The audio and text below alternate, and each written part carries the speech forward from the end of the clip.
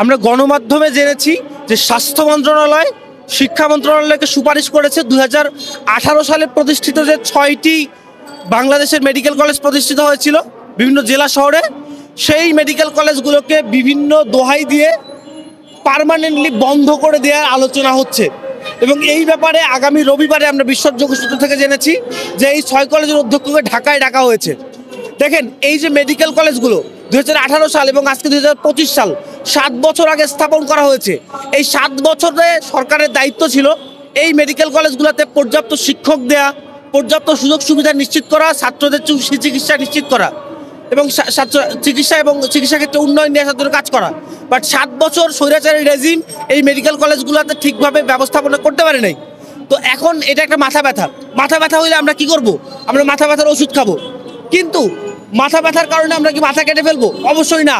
সেই জায়গায় আমরা দেখতেছি যে এই মেডিকেল কলেজগুলোতে পর্যাপ্ত লোকবল, পর্যাপ্ত ইকুইপমেন্ট থাকার দোহাই দিয়ে মেডিকেল কলেজগুলোকে পার্মানেন্টলি বন্ধ করে দেওয়ার ষড়যন্ত্র করা হচ্ছে, যেটা এই এলাকার মানুষের সাথে, এই এলাকার মানুষের স্বাস্থ্যসেবার সাথে একটা প্রহসন বলে আমরা মনে করি। আমরা চাই অনতিবিলম্বে এই যে প্রহসনমূলক সিদ্ধান্ত, এই সিদ্ধান্ত থেকে অন্তর্বর্তীকালীন সরকার সরে আসুক। আমরা দেখি যে বাংলাদেশে কিন্তু পর্যাপ্ত পরিমাণ ডাক্তার নাই, আমাদের স্বাস্থ্যসেবার বেহাল দশা। আমাদের আরও বেশি ডাক্তার দরকার, আরও বেশি প্রফেশনাল দরকার এই গ্রাউন্ডে। সেই জায়গায় এই 6টা মেডিকেল কলেজ যখন বন্ধ করে দেওয়া হবে, নীলফামারী মেডিকেল কলেজ যখন বন্ধ করে দেওয়া হবে, তখন কিন্তু মেডিকেল শিক্ষার যে ব্যবস্থা, সেই জায়গায় অবস্থা আরও কমে আসবে। আমরা দেখছি যে সরকার এই মেডিকেল কলেজগুলোকে বন্ধ করে দেওয়ার কথা বলতেছে।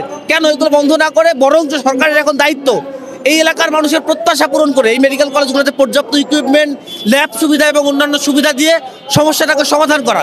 এবং তার সাথে প্রাইভেট মেডিকেল কলেজের সংখ্যা কিন্তু বাড়তেছে, এই ব্যাপারে কিন্তু কোনো সরকারের মাথা ব্যথা নাই। আমরা চাই যে প্রাইভেট মেডিকেলগুলো যেভাবে চলতেছে, সরকার মেডিকেল ক্ষেত্রে প্রাইভেট শেয়ার নিয়ে অন্যান্য কাজ করে এই মেডিকেল কলেজগুলোকে চালু রাখুক এবং এই অঞ্চলের মানুষের যে চিকিৎসার অধিকার সেটা বজায় রাখুক।